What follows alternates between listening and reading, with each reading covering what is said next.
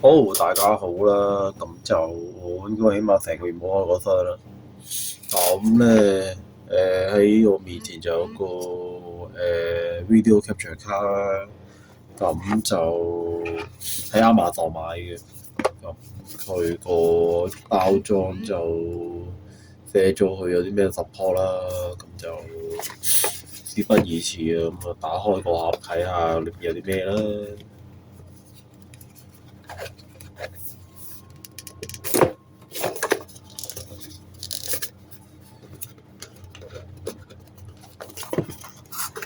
好。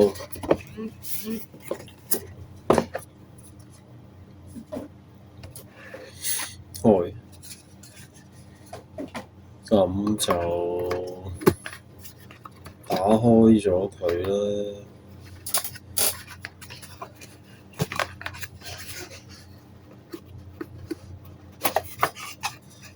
咁佢金屬殼啦，都係咁大家見到會有兩個 input 啦，一個 lookout 啦。咁報稱 support 4K 啦，限 Type C 啦。咁有咪同埋個 headset 啦。咁睇下個盒下邊有啲咩喺度啦。咁有條 USB 去 Type C 嘅插嘅線啦，同埋有條 Type C 去 Type C 嘅線跟你。咁就有張user guide 啦，好簡單咁介紹下點用啦，即係報稱保養證啦，保養1年都冇咩特別嘅。咁就我攞條Type C嘅線出嚟啦，因為都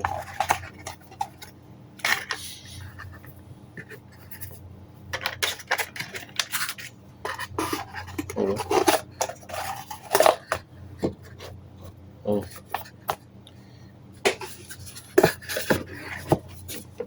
咁就即係好短啦呢條線。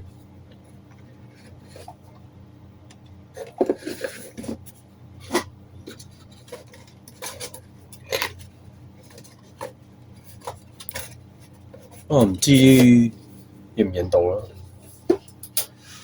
因為我之前電腦後邊咧就拖條線出嚟嘅，由 USB 去 Type C。OK，咁就依家鏡頭前邊見到呢條啦，我睇下插落去有冇反應咧。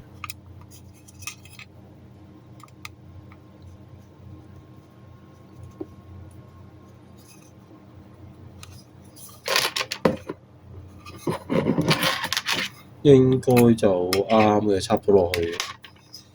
認唔認到就唔係好知，應該唔係好插到，應該係頂住咗。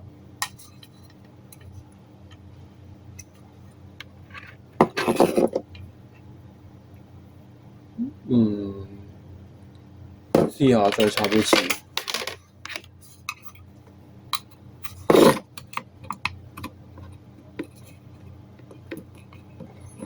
應該係頂住咗，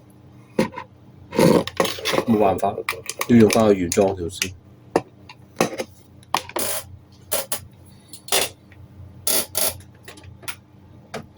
咁我試下掹咗嗰個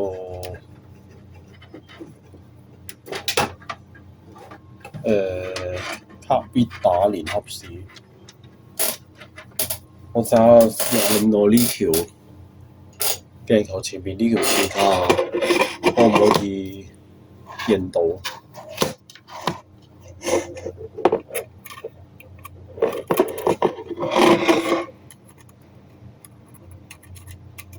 好，呢條線插咗入去之後咧，就着到燈嘅，見到。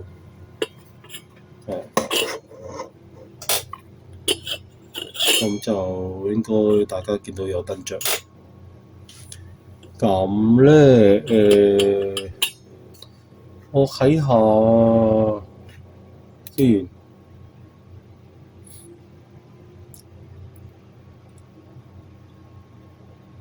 咁我應該認到有個名嘅，我試下拎起個鏡頭先。OK。咁咧會見到有個叫做 Ranger in One 呢個嘅，咁就我試下睇下 set up 起之後咧，咁我就再demo 俾大家睇下啲舊嘢點樣用啦。咁我呢個簡短嘅開場就拍到度先啦。如果中意我條片嘅就俾 like 啦，如果有咩意見就留言啦。下次再見，拜拜。